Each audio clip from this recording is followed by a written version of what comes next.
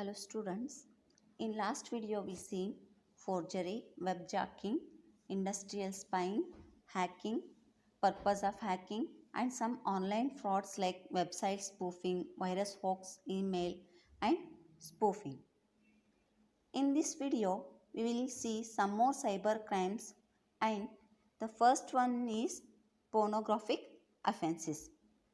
In pornographic offenses we will see about child pornography. Child pornography means any visual depiction, including any photograph, film, video, picture, computer generated image, or a picture. Child pornography is considered as offense and wide use of internet made child as a victim to cybercrime and pedophiles. Who are pedophiles?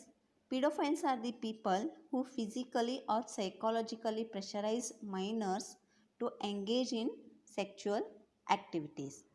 And how they will operate or communicate with children. There are 7 steps they have given. The step 1 is pedophiles use false identity to trap the children or teenagers.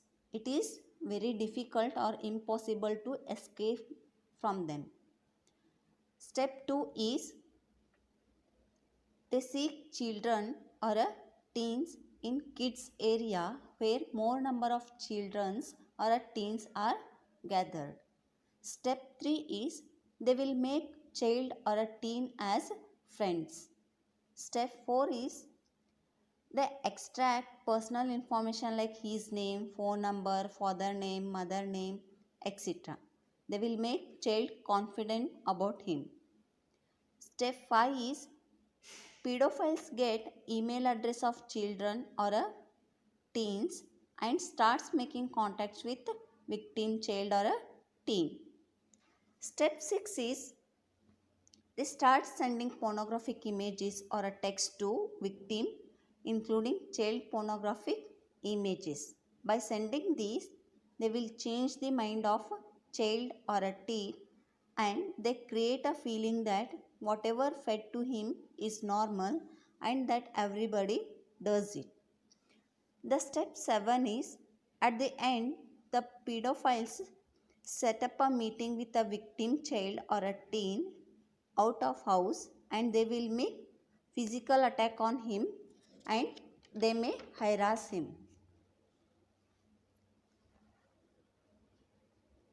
These kind of offenses can be avoided if the parents are aware about it and they follow some simple rules and according to that they can advise the children to keep away them from dangerous things. In most cases, the parents are unaware about this internet and hidden dangers of it. So, most of the children remain unprotected in a cyber world. The way of preventing online pornography is COPPA. It means Children's Online Privacy Protection Act. This act imposes some requirements on operators of website or online services directed to the children under 13 and if they have actual knowledge they will collect the personal information of children under 13. The next type of cybercrime is software piracy. What is software piracy? It is a theft of software through the illegal copying of genuine programs or the counterfeiting and distribution of products intended to pass for the original. And next we will see some various examples of software piracy. The first one is end user copying. It means one licensed copy of a software is installed on multiple computers by sharing among that in a friends. The second one is hard disks loading with the illicit means. Here, hard disks are loaded with the pirated softwares which is illegal. They may sometimes contain viruses also. The third one is counterfeiting. they will make a copy of a softwares illegally and make duplication and distribution of those softwares to the people. The fourth one is illegal downloads from the internet. By cracking the password, serial numbers of the softwares, they will download the softwares from the internet, which are pirated one. If we buy these pirated softwares, we are going to lose a lot. The first one is user. User will get untested software which may copied 1,000 times. The software may contain hardware infected viruses. If any software failure, then there is no technical support. There is no warranty also.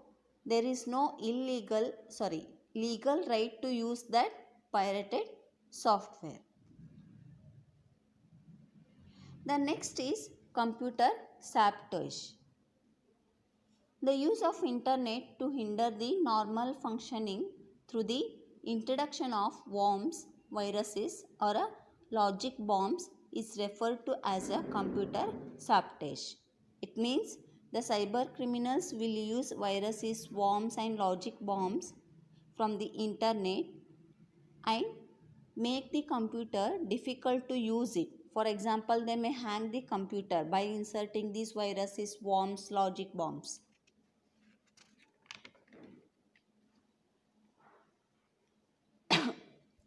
The cyber criminals will do this for economic gains, to promote illegal activities of a terrorist, to steal data or programs forcefully for a money purpose.